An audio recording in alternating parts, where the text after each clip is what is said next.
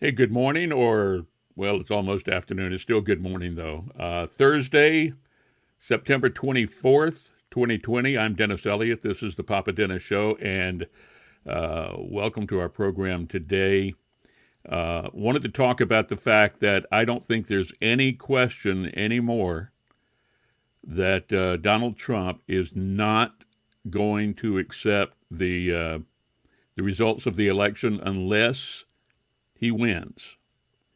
If it's unless it's an outright victory, he is not going to accept it. He is going to challenge it, and it's the only question is how far will he go in trying to challenge it. This is one of the reasons that he wants to hurry up and get a replacement on the Supreme Court for Ruth Bader Ginsburg, so that he can ostensibly have another vote in his pocket on the Supreme Court if he chooses to contest the election.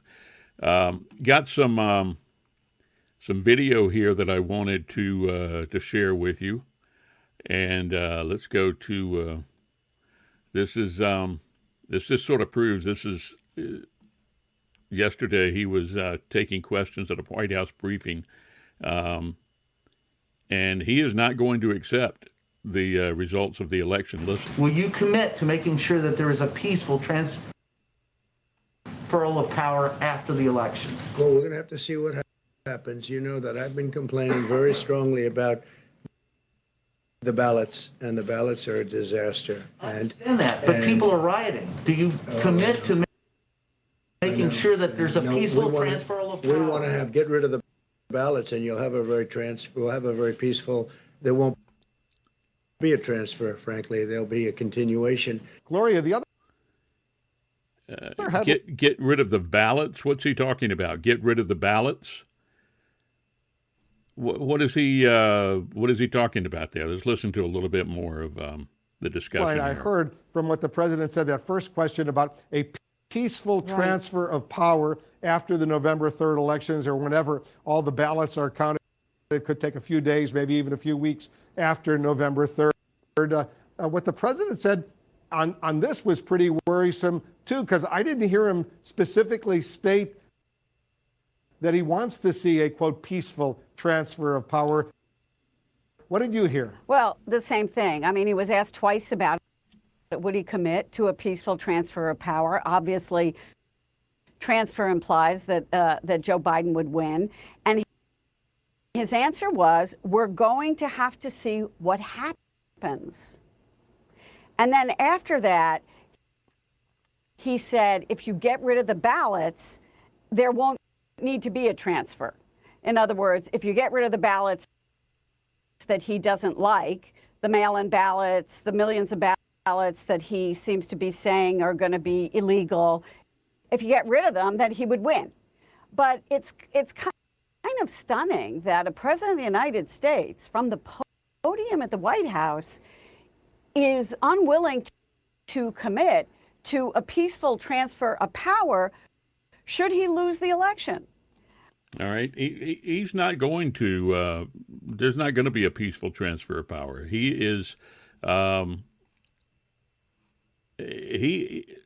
think it's clear, unless he wins an outright victory in the election, that he is going to fight it and contest it. He's going to say that the mail-in ballots are illegal, that that the ballots that he didn't get are somehow illegal.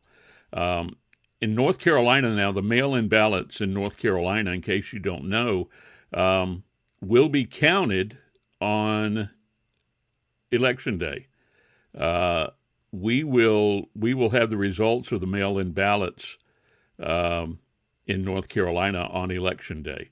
So we won't have to worry about that in North Carolina. Other states are not quite like that, but in North Carolina, we will have the results as soon as the polls close of all of the mail-in ballots, and of course the other votes that come in on Election Day. In fact, we'll probably have the results of the mail-in ballots before the results of of the voting that takes place on Election Day, which is going to be unlike a lot of other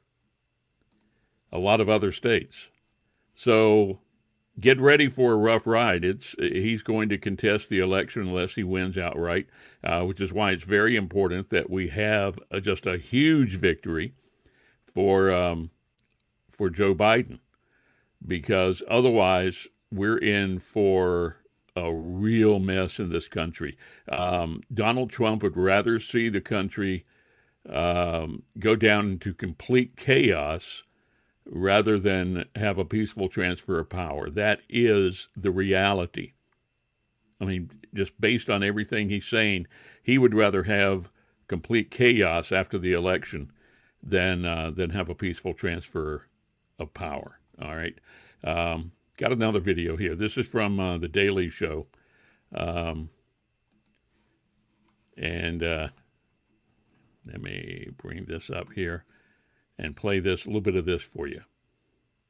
There is a real threat that America's foreign adversaries will latch on to the fact that many votes won't come in until after Election Day. And then what they'll try and do is use that to convince voters that the election results aren't valid. But while the FBI is warning America about foreign adversaries spreading disinformation after the election, there's already a pretty major domestic adversary who's been doing it for weeks. I'm very worried about mail-in voting because I think it's subject to tremendous fraud and being rigged. I want to see the results of the election on November 3rd. And by the way, if it's anything like these other events, it could go on forever. And they're allowed to count votes until 7 days after the election. Are we going to wait a week after November 3rd if it comes down to Nevada, which it could very why well? not? I don't think so. I don't think it's appropriate.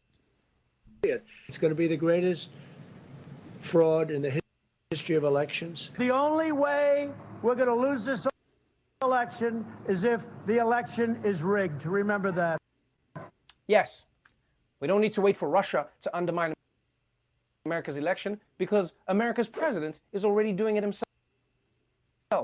I guess he is bringing back foreign jobs to the U.S. after all. I mean, if Trump isn't working with Russia on this, then the Russians must be really confused. Dmitry, did you tell Trump to say that? Me? Нет. I thought maybe you told him. All right. It's clear. This is what he plans to do. He's going to contest it, and it's going to be a huge mess in this country if we allow him to do that, and if the Republicans allow him to throw this entire country into chaos after the election if he loses. And hopefully he will lose. But I hope the Joe Biden victory is so huge that everything Trump does to throw us into chaos is going to ultimately fail. All right. Got another thing I wanted to play here for you. This is from Stephen Colbert. Stephen Colbert has actually come up with a website about the election called Better Know a Ballot. And he's doing videos for all 50 states. North Carolina was one of the very first that he did because North Carolina is one of the very first states that actually started voting. Ballots were mailed out to people on September 4th in North Carolina, and people have been able to essentially vote since September 4th in North Carolina. So we're one of the earliest states as far as voting goes. Wanted to play this for you. Carolina, I'm Stephen Colbert. Do you want to vote in the 2020 election? Of course you do. Everybody knows North Carolina is the smartest state in the nation. Well, I'm going to show you how, because it's time for part one of our 50-part series, Better Know a Ballot. Tonight, the greatest state, North Carolina, the voting Tar Heels. What makes North Carolina the greatest? Well, did you know that on December 17th, 1903, the Wright brothers made the first controlled flight at Kitty Hawk? It lasted 12 seconds for a total of 120 feet, yet somehow their bags were rerouted to Minneapolis. Another fun fact, North Carolina is just one of 50 states that have been selected to vote in this year's presidential election. So here's how you can get started voting right now. This is general information for how you can vote early and by mail. Check out betterknowaballot.com for more information, all the links you need. The link for your state is below. First off, make sure you're registered to vote. You can register online. Just use our link. The deadline is October 9th, so do it now. To request your absentee ballot, you can go to the North Carolina State Board of Elections website, or just go to this link. Print and fill out that form right now. You can then email, fax, mail, or hand deliver the form to your County Board of Elections. The address of the County Board of Elections is on the form. They must receive the completed and signed request for the absentee ballot by 5 p.m. on Tuesday, October 27th. So just do it now. And when you get your ballot, fill it out carefully. Sign where indicated. It requires one witness, and mail it back as soon as possible to the address provided on the envelope. It must be postmarked by November 3rd at 5 p.m., but the U.S. Postal Service recommends sending in by October 27th, so just play it safe and do it right away. Also, if you want to vote in person, North Carolina's early in-person voting begins on October 15th and ends on Halloween. So don't forget your mask, wash your hands, and go vote.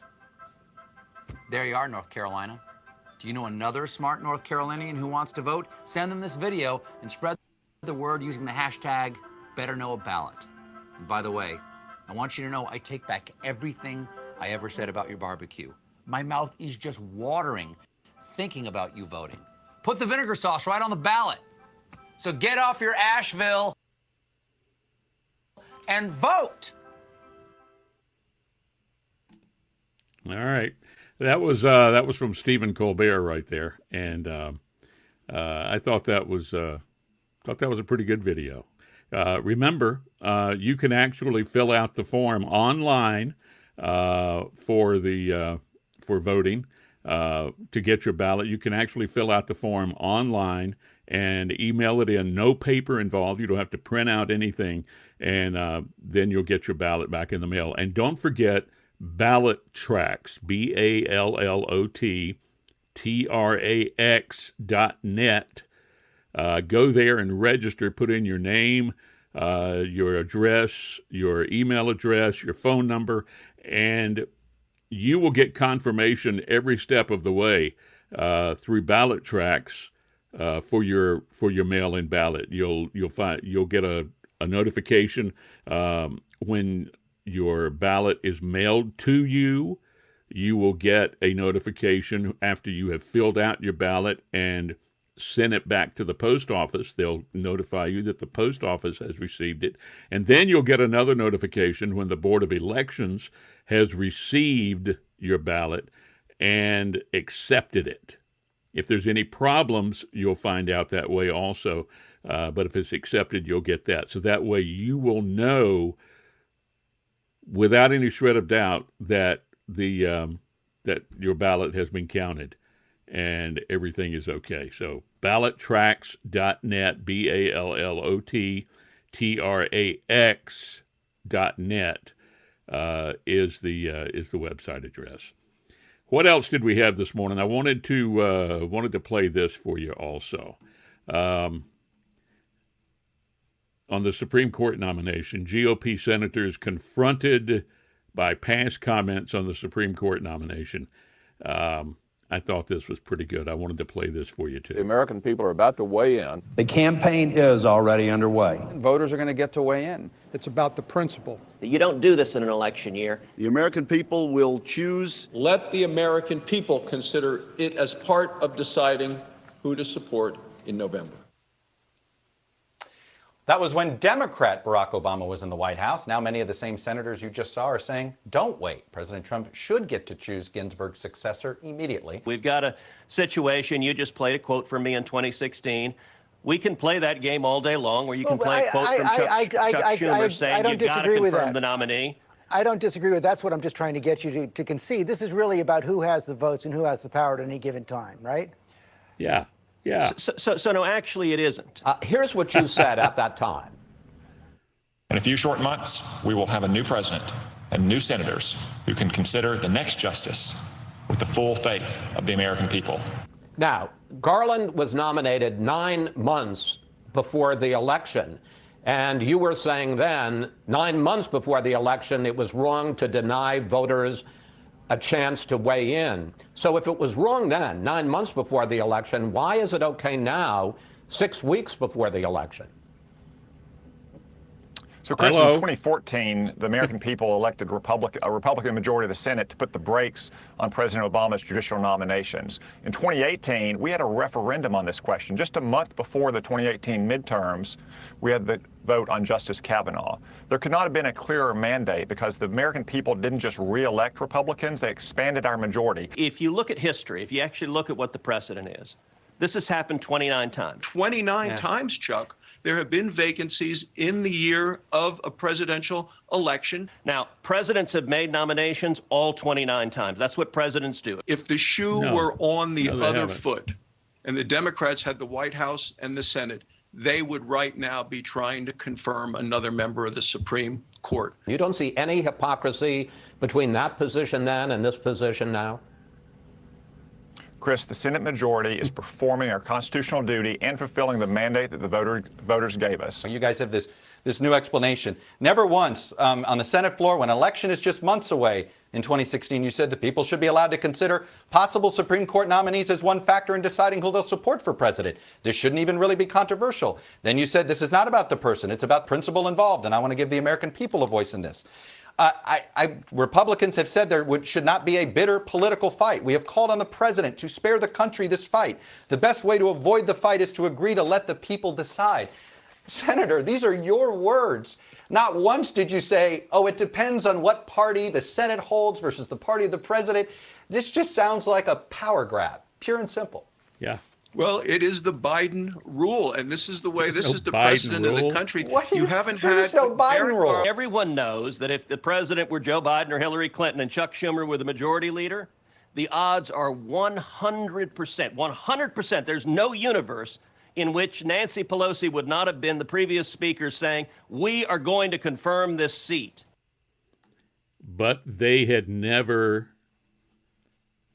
said, like the Republicans did, that it shouldn't take place during an election year. It's just ridiculous. What else we got? All right, got one more thing I wanted to go over with you.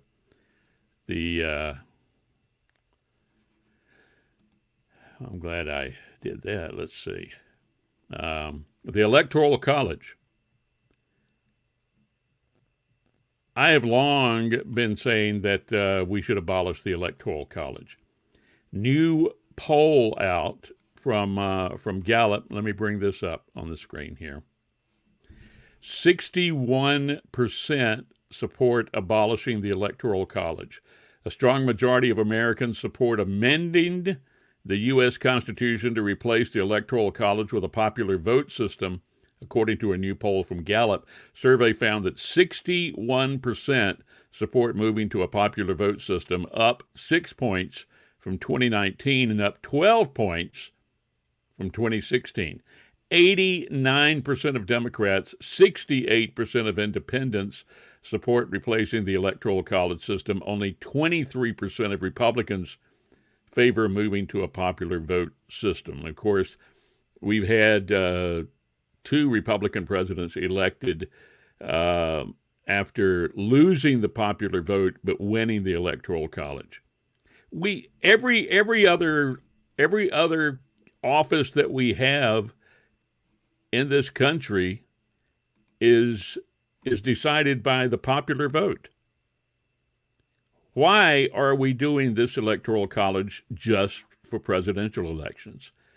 Doesn't make any sense. There's no reason for it. We need the popular vote. If we had a popular vote election for president of the United States, every single person's vote would mean something. As it is right now, every person's vote doesn't mean anything. For example, in states where the outcome is pretty much already known, those votes, those people are just, let me give you an example here. Let me try to explain it this way. In California, for example, the majority of the state is blue, which means the majority of the people voting in California are voting for the Democratic candidate. That means all of the Republican voters in that state don't really get a voice in the election. Their vote is just discounted.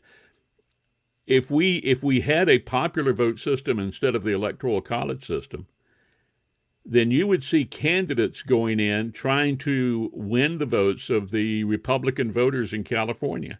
As it stands right now, nobody cares about them because it's not a big deal. It's just not important because the state is overwhelmingly Democrat. Same thing goes in other states that are overwhelmingly Republican. People who vote Democrat, their votes are discounted. It shouldn't be like that. Every person's vote needs to be just as important as the other person. And until we get rid of the Electoral College, it won't be that way. All right, so I am all for that, getting rid of the Electoral College. How do you feel about that? What do you think? All right, that's all we got for today on Papa Dennis Show. Thanks for joining us here today. And remember, we are in for a real rough ride after the election if Donald Trump loses the election, because he's going to contest it, and it's going to be a very bad situation for us. So we need to have an overwhelming vote for Joe Biden in order to help counter that. All right. Thanks a lot for joining us today on the Papa Dennis Show. I'm Dennis Elliott. Be sure to check out our podcast and follow us on YouTube, Facebook, Twitter, and so on. So thanks for joining us. I will talk to you again later.